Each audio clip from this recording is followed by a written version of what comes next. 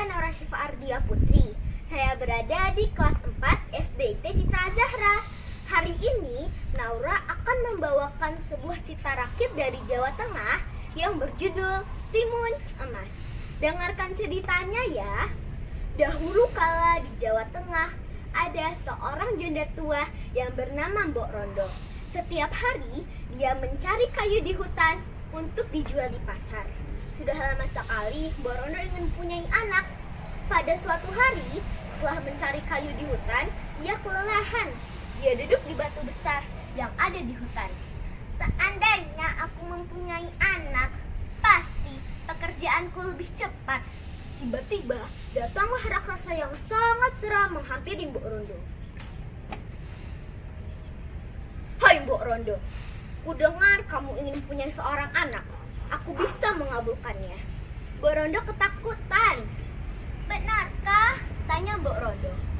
Benar, tapi dengan satu syarat. Jika anak itu sudah berumur 16 tahun, kamu harus menyerahkannya kepadaku agar bisa menjadi santapan yang sangat lezat.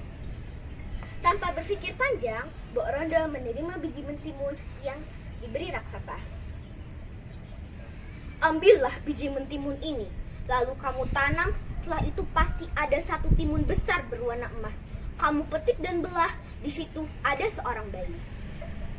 Sesampainya di rumah, Mbok Rondo langsung menanam biji mentimun yang diberikan raksasa. 2 minggu kemudian, benar apa kata raksasa, ada satu timun besar berwarna emas. Mbok Rondo langsung memetik dan membelahnya. Mbok Rondo terkejut, ternyata ada seorang bayi di dalamnya. Mbok Rondo akan menamakan bayi mungil itu Timun Emas. Mbok Rondo sangat menyayangi timun emas. Hari, bulan, dan tahun pun berganti. Timun Emas tumbuh menjadi seorang gadis jelita. Pagi itu cerah, Mbok Rondo dan Timun Emas bersiap untuk pergi ke hutan mencari kayu. Tiba-tiba datanglah raksasa untuk menagih janji. Mbok Rondo menyuruh Timun Emas untuk bersembunyi di bawah tempat tidur. Hai Mbok Rondo, mana Timun Emas? Aku sudah lapar, tanya raksasa. Aku tahu kedatanganmu kemari untuk mengambil timun emas, tapi berilah aku waktu 2 tahun lagi. Kalau sekarang belum tentu lezat, jawab Mbok Rondo.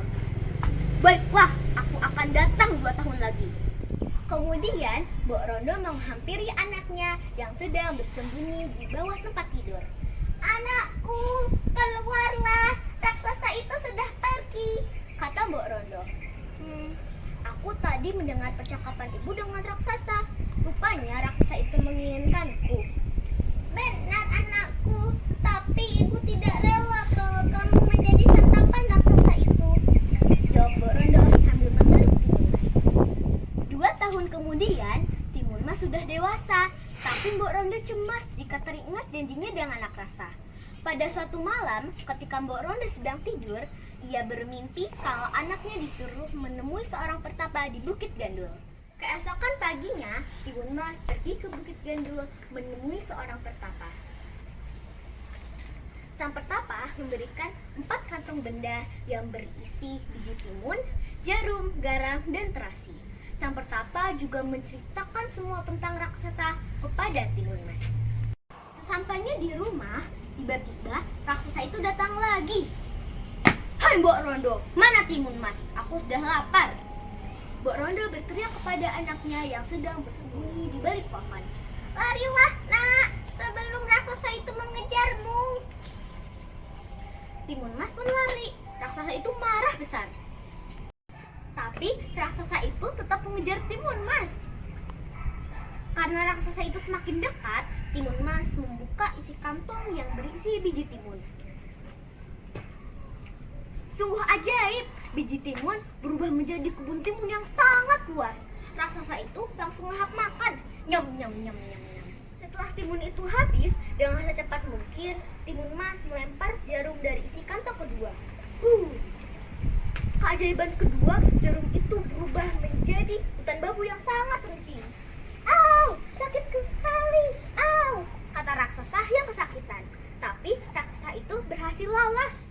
Dalam hati Timun Emas, dia menangis dan dia berkata, "Ya Tuhan, tolong lindungi aku dari raksasa jahat ini." Tapi dia pantang menyerah untuk menyelamatkan diri. Akhirnya, dia membuka garam dari isi kantong yang ketiga.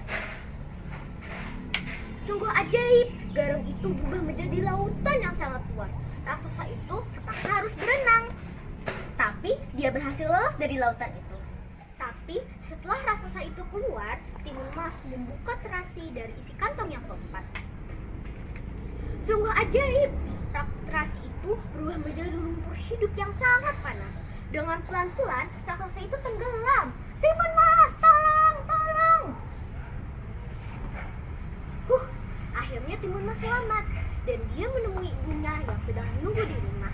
"Anakku, akhirnya kamu selamat." Akhir kisah, Timun Mas dan Mbok Rondo hidup bersama selamanya. Dari cerita tersebut, yang kita bisa petik adalah kita tidak boleh pantang menyerah untuk melakukan suatu hal. Sekian cerita dari Naura, semoga bermanfaat. Wassalamualaikum warahmatullahi wabarakatuh.